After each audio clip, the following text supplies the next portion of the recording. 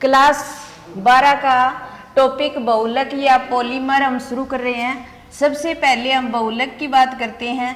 बहुलक को पॉलीमर बोला जाता है। जो पॉलीमर है या बहुलक है, इसको इंग्लिश में पॉलीमर बोलते हैं। ये ग्रीक भाषा के दो शब्दों से मिलकर बना है। एक होता है पॉली और दूसरा होता है मर्स। पॉली का अर्थ होता है अनेक, यानी कि पॉली का अर्थ है अनेक, और मर्स का अर्थ है इकाई। यानी कि हम ये कह सकते हैं कि ये दोनों ही जो शब्द हैं, पॉली और मर्स, ये दोनों ग्रीक भाषा के शब्द हैं और ग्रीक भाषा के शब्द हैं, इसलिए हम ये अर्थ लगा सकते हैं इन दोनों को जोड़ करके कि जो बहुलक है वो अनेक इकाइयों से मिलकर बना है। अपने ऐसे कह सकते हैं कि जो बहुलक है वो अनेक इकाइयों से मिलकर बना है। यानी कि जो इकाई होती है, या जो यहाँ पर अपने ऐसे कह सकते हैं कि जो इकाई होती है उस इकाई को एकलक बोला जा सकता है, या फिर उसको अणु बोला जा सकता है। अणु का मतलब छोटे अणु से मिलकर, यानी कि छोटे छोटे बहुत सारे अणु जब मिलते हैं तो इन बहुत सारे अणुओं के मिलने से किसका निर्माण होता है? बहुलक का। जो बहुलक है वो अनेक प्रकार की छोटी छोटी एकलक इकाइयों से मिलकर बना है। इस एकलक इकाई को बोला जाता है मोनोमर्स, यानी कि मोनोमर। यानी कि हम इनको बोले मोनोमर्स। जब बहुत सारी मोनोमर्स यूनिट मिल जाती है तो हमारे को क्या प्राप्त होता है? पॉलीमर। यानी कि जब बहुत छोटे छोटे अणु मिलकर किसका निर्माण करते हैं? एक बड़े अणु का निर्माण करते हैं, और वो बड़ा अणु ही क्या होता है? बहुलक होता है। यानी कि अपने ऐसे कह सकते हैं कि जो बहुलक है वो एक बृहद अणु है। क्या है? बृहद अणु है, या फिर अपने बोल सकते हैं मैक्रो मॉलिक्यूल्स। क्या है? Macro molecules. यानी कि जो छोटे छोटे अणु होते हैं बहुत सारे जब मिलते हैं तो एक बड़े अणु का निर्माण होता है, और उस बड़े अणु को क्या बोला जाता है? बहुलक। या उस बड़े बहुलक अणु को ही अपने क्या बोल सकते हैं? बृहद अणु बोल सकते हैं। यानी कि जब बहुत सारी मोनोमर्स यूनिट या बहुत सारी एकलक इकाइयां जब मिलती हैं तो किसका निर्माण होता है? बहुलक का निर्माण होता है। अपने ऐसे कह सकते हैं, जैसे एग्जाम्पल के रूप में लें, जैसे हमारे पास में एथीन है। जब बहुत सारी एथीन मिलती हैं तो किसका निर्माण होता है? पॉलीथीन का। यानी कि बहुत सारी एथीन की इकाइयां जब मिलती हैं तो किसका निर्माण होता है? पॉलीथीन का। यानी कि यहाँ पर एथीन जो है वो किसका काम कर रही है? एकलक इकाई का काम कर रही है। और जब बहुत सारी एकलक इकाइयां मिलती हैं तो किसका निर्माण होता है? बहुलक का निर्माण होता है। यानी कि पॉलीमर का निर्माण होता है। तो अपने ऐसे कह सकते हैं, जैसे एग्जाम्पल के रूप में लें, जैसे हमारे पास में पहला एग्जाम्पल है किसका? एथीन से पॉलीथीन बनाना।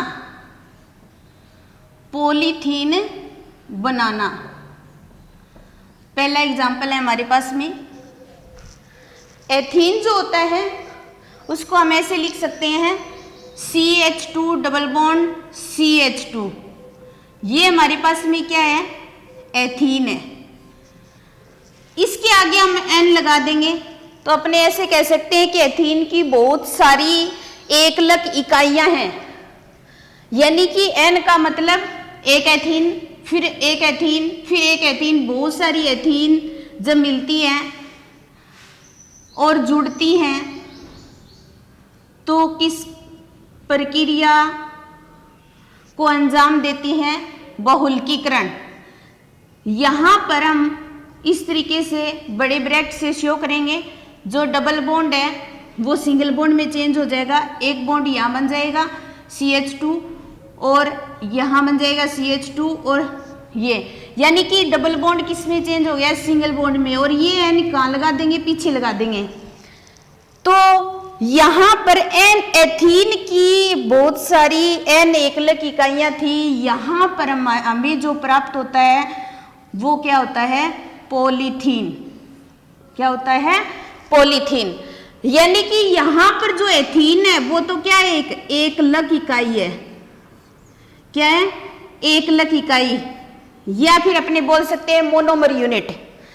और जो पॉलीथीन यहां बन रहा है वो क्या है, हमारे पास में बहुलक है, यानी कि बहुलक का निर्माण होता है। तो एथीन से पॉलीथीन का निर्माण होता है। हमने उसके आगे पॉली लगा दिया, क्योंकि जब हमारे पास में दो अणु होते हैं तो डाई, तीन होते हैं तो ट्राई, टेट्रा, पेंटा ऐसे लगाते हैं।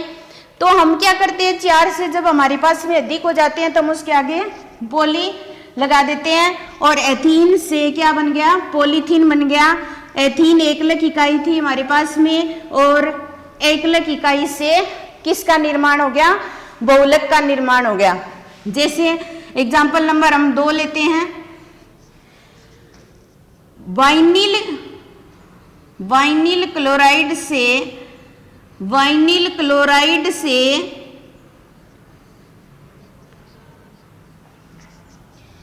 पॉलीवाइनिल क्लोराइड का निर्माण, पॉलीवाइनिल क्लोराइड का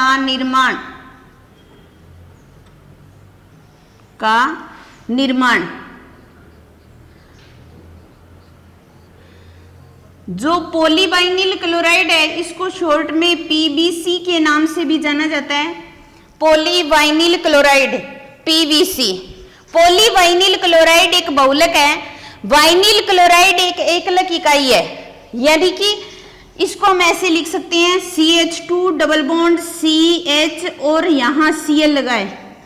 ये क्या है, हमारे पास में वाइनिल क्लोराइड है। कार्बन कार्बन डबल बॉन्ड के साथ में जब कोई हेलोजन जुड़ा होता है या कोई क्लोराइड जुड़ा होता है, या फिर अपने ऐसे कह दें यहाँ से Cl हटाकर हेलोजन लगा दें तो वो वाइनिल हैलाइड हो जाएगा। इसलिए हमने यहाँ Cl लगाया है तो क्या बन जाएगा, वाइनिल क्लोराइड बन जाएगा। इस वाइनिल क्लोराइड के आगे N लगा देते हैं, तो N का मतलब हमारे पास में बहुत सारी एकलक इकाइयां हैं। और यहां पर बहुलकीकरण की प्रक्रिया होती है। बहुलकीकरण की प्रक्रिया के दौरान ये जो एकलक इकाइयां हैं ये आपस में जुड़ती हैं। जैसे हमने ऊपर किया था, यहां बॉन्ड की फॉर्मेशन हो गई, CH2 डबल बॉन्ड है वो किस में चेंज हो जाएगा, सिंगल बॉन्ड में, CH और Cl, और यहां बॉन्ड बन जाएगा और यहां N लग जाएगा। यानी कि यहां पर N आगे था, इसलिए हम ये कह सकते हैं कि एकलक इकाइयां बहुत सारी हैं। लेकिन यहाँ पीछे N लग गया, मतलब ऐसी एकलक इकाइयां बहुत सारी जुड़ गई। जैसे हमारे पास में ये है CH2 CH और Cl, फिर वापिस CH2 CH Cl, CH2 CH Cl, ऐसे बहुत सारी ये जो वाइनिल क्लोराइड की एकलक इकाइयां ये बहुत सारी जुड़ी हुई है। इसलिए इनको ऐसे ना लिखते हुए हम इनको लिख करके इसके पीछे क्या लगा देते हैं, N लगा देते हैं। इसलिए हम ये कहेंगे कि हमारे पास में बहुत सारी वाइनिल क्लोराइड की एकलक इकाई है। तो यहाँ पर हमारे पास में वाइनिल क्लोराइड है एकलक इकाई के रूप में, और यहाँ पर हमारे पास में पॉलीवाइनिल क्लोराइड बहुलक का निर्माण हो गया। पॉलीवाइनिल क्लोराइड बहुलक का निर्माण हो गया। तो सबसे पहले हमने किसकी बात की थी, बहुलक की। बहुलक पॉलीमर से मिलकर बना है। ग्रीक भाषा के 2 शब्दों से, पॉली और मर्स से। पॉली का अर्थ अनेक और मर्स का अर्थ इकाई। जब अनेक और इकाई को जोड़ देते हैं तो अनेक इकाइयों का निर्माण होता है, और अनेक इकाइयां ही क्या होती हैं, बहुलक होती हैं। जैसे एथीन से पॉलीथीन का निर्माण, यहाँ पर हमने एथीन से पॉलीथीन का निर्माण किया है। एथीन एकलक इकाई है, पॉलीथीन बहुलक है। यानी कि बहुत सारी एकलक इकाइयों के जुड़ने से किसका निर्माण हुआ है? पॉलीथीन का निर्माण हुआ है। इसी प्रकार वाइनिल क्लोराइड से पोनी वाइनिल क्लोराइड का निर्माण हुआ है, यानी कि यहाँ पर वाइनिल क्लोराइड जो है वो एकलक इकाई के रूप में काम कर रहा है, और पॉली वाइनिल क्लोराइड जो है वो क्या है? बहुलक है। हमने क्या किया? इस एकलक इकाई से बहुलक का निर्माण किया, इस एकलक इकाई से बहुलक का निर्माण किया, लेकिन हमने यहां पर क्या लिखा? बहुलकीकरण। तो इससे यही स्पष्ट होता है कि जब बहुत सारी एकलक इकाइयां मिलकर के या जुड़कर के बहुलक का निर्माण करते हैं तो इस पूरी प्रक्रिया को क्या कहा जाता है? बहुलकीकरण की प्रक्रिया या बहुलकीकरण या पॉलीमराइजेशन कहा जाता है। क्योंकि हम क्या कर रहे हैं? बहुत सारी एकलक इकाइयां जोड़ रहे हैं और एक बड़े या बृहद अणु के रूप में बहुलक का निर्माण कर रहे हैं। अपने ऐसे कह सकते हैं कि छोटे अणु मिलकर के एक बड़े अणु का निर्माण कर रहे हैं। तो जो छोटे अणु जुड़ रहे हैं वो सब क्या कर रहे हैं? एकलक इकाई के रूप में काम कर रहे हैं, और उससे बहुलक का निर्माण हो रहा है। वो किसके रूप में काम कर रहा है? एक बृहद अणु के रूप में काम कर रहा है। उसके बाद में हमारा अगला टॉपिक आता है बहुलकीकरण की मात्रा। बहुलकीकरण की मात्रा किसे कहा जाता है? बहुलकीकरण की मात्रा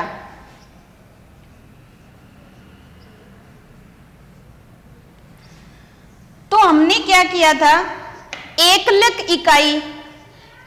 इकाई लेकर के उनको जोड़ करके हमने किसका निर्माण किया? बहुलक का निर्माण किया।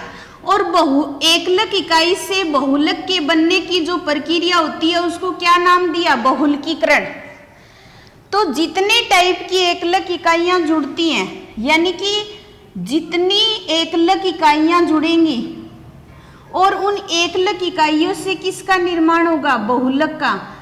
एकलक इकाइयों से जुड़ने से बहुलक का निर्माण होगा, वो ही उसकी क्या हो जाएगी? बहुलकीकरण की मात्रा हो जाएगी। यानी कि जितने ज्यादा अणु जुड़ेंगे बहुलकीकरण की मात्रा उतनी ही ज्यादा होगी। उसके बाद में आता है बहुलक एवं बृहद अणु। बहुलक एवं बृहद अणु, या फिर अपने ऐसे कह सकते हैं कि पॉलीमर एंड मैक्रोमोलिक्यूल्स। पॉलीमर एवं मैक्रोमोलिक्यूल्स, पॉलीमर एंड मैक्रोमोलिक्यूल्स। यानी कि अपने ये कहें बहुलक एकलक इकाइयों के जुड़ने से किसका निर्माण होता है? बहुलक का निर्माण होता है।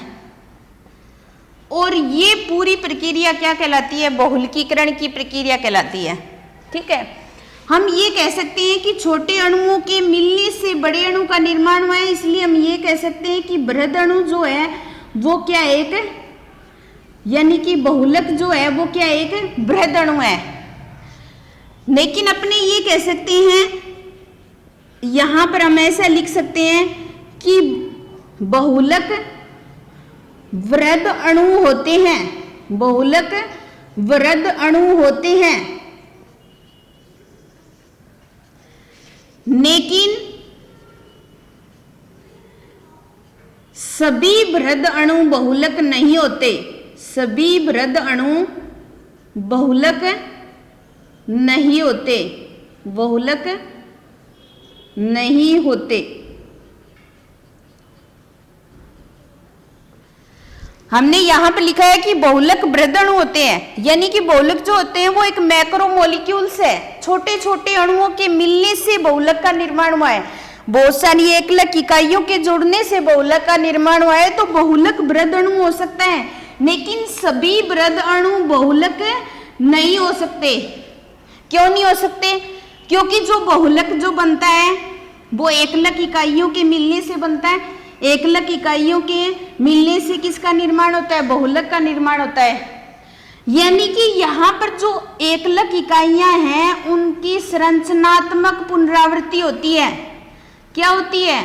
संरचनात्मक पुनरावृत्ति होती है। जैसे हम बहुलक की बात करें, यहाँ पर एथीन, एथीन एकलक इकाई है, एथीन फिर एथीन फिर एथीन, बहुत सारी एथीन मिलकर के किसका निर्माण कर रही है? पॉलीथीन का। तो इसका मतलब ये क्या है? एक संरचनात्मक पुनरावृत्ति है। हो सकता है एकलक इकाई यहाँ एक ही प्रकार की जुड़ रही है, दो प्रकार की भी जुड़ सकती हैं, तो उनकी भी हम बात करेंगे आगे इसी चैप्टर में। तो दो एकलक इकाइयों के जुड़ने से भी बहुलक का निर्माण होता है, या तो एक ही प्रकार की एकलक इकाई जुड़े, या फिर ये अन्य प्रकार की एकलक इकाई, ये अन्य प्रकार की एकलक इकाई के जुड़ने से भी बहुलक का निर्माण हो सकता है। एकलक इकाइयां क्या है? समान प्रकार की भी हो सकती हैं और असमान प्रकार की भी हो सकती है, ठीक है। लेकिन अगर समान प्रकार की है तो एक एकलक इकाई के बाद में दूसरी एकलक इकाई उसी प्रकार की आएगी जैसे हमने पहले बात की है यहाँ पर एथीन की, बार बार एथीन जुड़ रहा है, तो इसीलिए जो एकलक इकाइयां हैं वो समान प्रकार की हैं।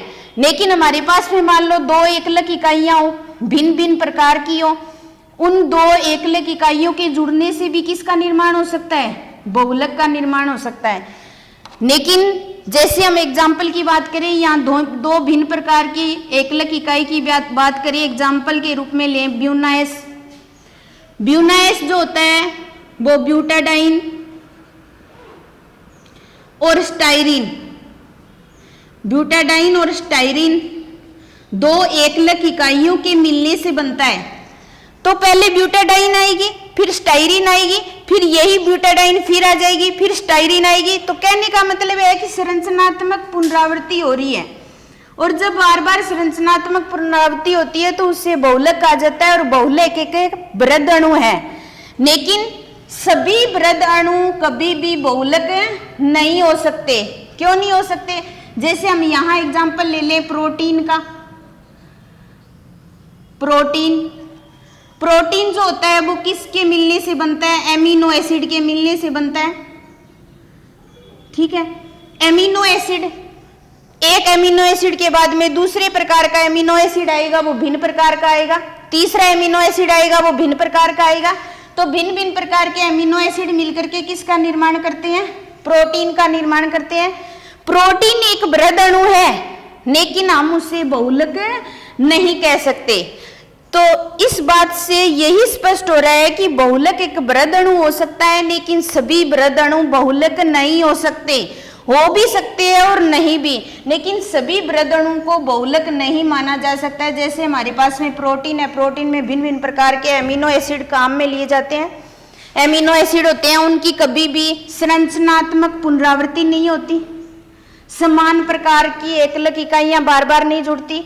लेकिन बहुलक में संरचनात्मक इकाइयां बार बार जुड़ती हैं, इसीलिए बहुलक जो है वो वृहद अणु है, लेकिन सभी वृहद अणु कभी भी बहुलक नहीं हो सकते। उसके बाद में हमारे बहुलक के अंदर आता है कि बहुलक कितने प्रकार के होते हैं और वो कहाँ से प्राप्त होते हैं, उनकी संरचनाएं किस प्रकार की होती है, कौन सी एकलक इकाइयों के जुड़ने से बहुलक का निर्माण होता है। तो इसीलिए हमारा अगला टॉपिक आता है बहुलकों का वर्गीकरण। क्या है? बहुलकों का वर्गीकरण। तो जो बहुलक हैं उनको कई भागों में डिवाइड किया जा सकता है। हम अलग अलग प्रकार का इनका क्लासिफिकेशन पढ़ेंगे, वर्गीकरण पढ़ेंगे। तो कहीं हम स्रोत के आधार पर बहुलक प्राप्त करते हैं, कहीं हम संरचना के आधार पर बहुलक प्राप्त करते हैं, कहीं हम एकलक इकाई के आधार पर बहुलक प्राप्त करते हैं। तो इस आधार पर हम 6 प्रकार से इनका वर्गीकरण करते हैं, जिसमें पहला वर्गीकरण आता है स्रोत के आधार पर बहुलक का वर्गीकरण। स्रोत के आधार पर बहुलकों का वर्गीकरण। स्रोत का मतलब ये हो गया कि हम उनको कहां से प्राप्त कर रहे हैं। पहला वर्गीकरण हमने लिखा स्रोत के आधार पर वर्गीकरण। तो स्रोत का मतलब उनको कहां से प्राप्त कर रहे हैं। इस आधार पर बहुलकों को 3 भागों में बांटा जा सकता है।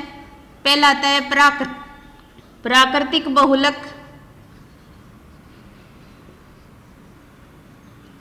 नंबर 2 संश्लेषित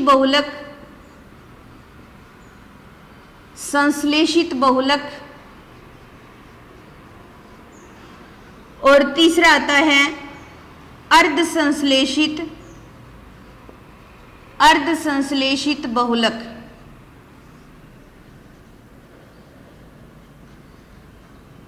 तो जिसमें हम सबसे पहले प्राकृतिक बहुलक की बात करें।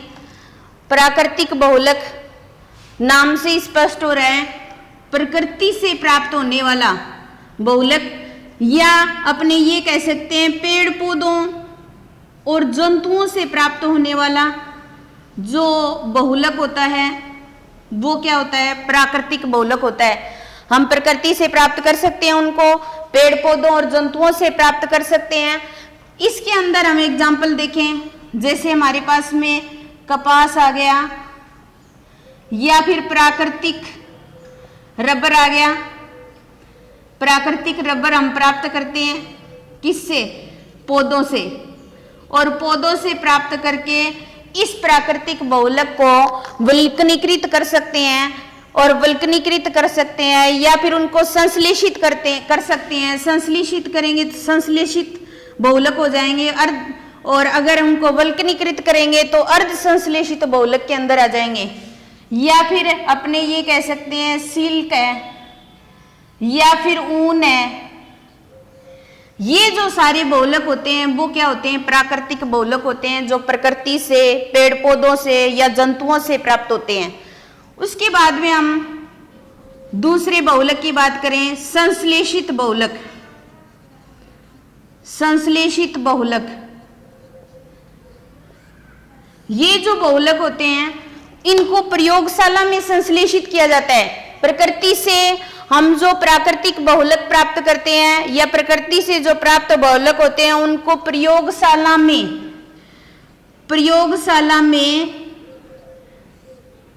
एकलक इकाइयों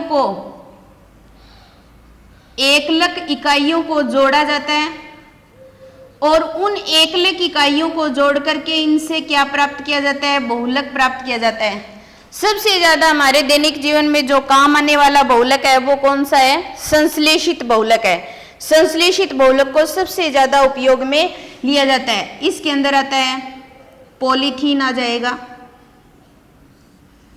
या फिर पीवीसी आ जाएगा, जिसका पूरा नाम मैं पहले भी बता चुकी हूं, पॉलीवाइनिल क्लोराइड। ये जो बहुलक होते हैं वो क्या होते हैं, संश्लेषित प्रकार के बहुलक होते हैं, जिनको प्रयोगशाला में बनाया जाता है। एकलक इकाइयों को जोड़ करके बहुलक का निर्माण किया जाता है। तीसरा टाइप आता है अर्ध संश्लेषित बहुलक।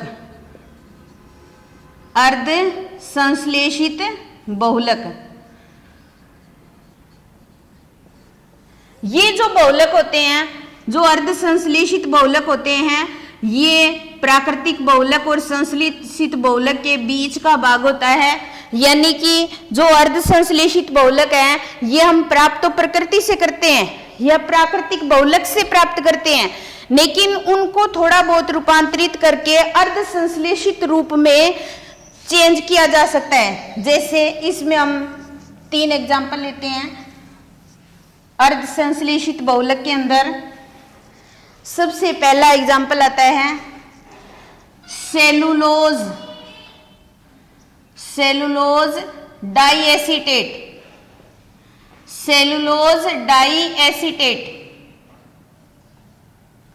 ये जो बहुलक है वो अर्ध संश्लेषित प्रकार का बहुलक है, सेलुलोज डाइएसीटेट। जो सेलुलोज है ये क्या है, एक प्राकृतिक बहुलक है, ये प्राकृतिक बहुलक है। इसके अंदर हम सेलुलोज अकेला लिखें तो प्राकृतिक बहुलक में लिख सकते हैं। यानी कि सेलुलोज जो है एक प्राकृतिक बहुलक है, लेकिन इसको थोड़ा सा मॉडिफाई कर दिया, थोड़ा सा रूपांतरित कर दिया तो ये सेलुलोज डाइएसीटेट में चेंज हो गया। इसको बनाएंगे कैसे, जैसे हमारे पास में क्या होता है, सेलुलोज है और सेलुलोज की एसिटिक एनहाइड्राइड, जब सेलुलोज की एसिटिक एनहाइड्राइड के साथ में एसिटिलीकरण कर दिया जाए, एसिटिलीकरण कर दिया जाए किसकी उपस्थिति में, कंसंट्रेट H2SO4 की उपस्थिति में, यानी कि सेलुलोज के अंदर जब एसिटिक एनहाइड्राइड डाल दिया जाए और इनकी रिएक्शन करवा दी जाए तो उस प्रक्रिया को बोला जाता है एसिटिलीकरण। और किसकी प्रेजेंस में, कंसंट्रेट H2SO4 की उपस्थिति में, तब ये किस में चेंज हो जाएगा, सेलुलोज डाइएसिटेट में। किस में चेंज हो जाएगा, सेलुलोज डाइएसिटेट में। यानी कि कहने का मतलब है कि सेलुलोज यहां पर हमारे पास में क्या था, एक प्राकृतिक बहुलक था। क्या था, प्राकृतिक बहुलक। हमने उसको क्या किया, थोड़ा सा रूपांतरित कर दिया, यानी कि रूपांतरित करने के बाद में ये किस में चेंज हो गया, अर्ध संश्लेषित बहुलक। यहां क्या बन गया, अर्ध संश्लेषित बहुलक बन गया।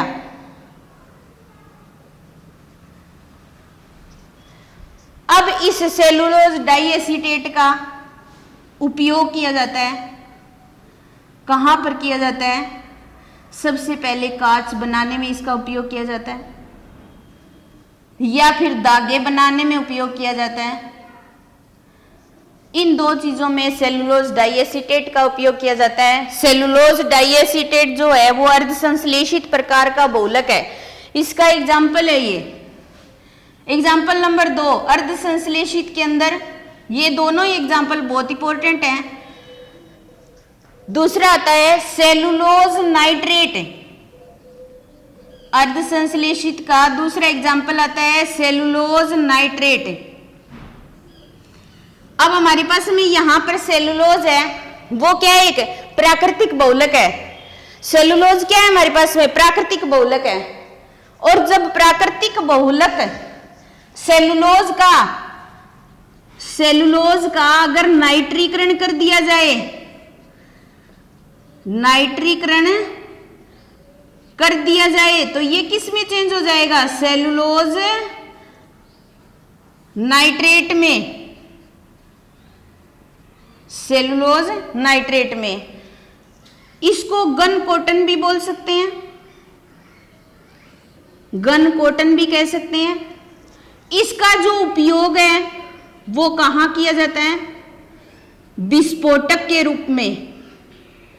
किस में किया जाता है, विस्फोटक के रूप में। यानी कि विस्फोटक कोई भी पदार्थ बनाना हो तो सेलुलोज नाइट्रेट का उपयोग करते हैं। इसी अर्ध संश्लेषित का तीसरा एग्जाम्पल आता है वल्कनीकृत रबड़, वल्कनीकृत रबर।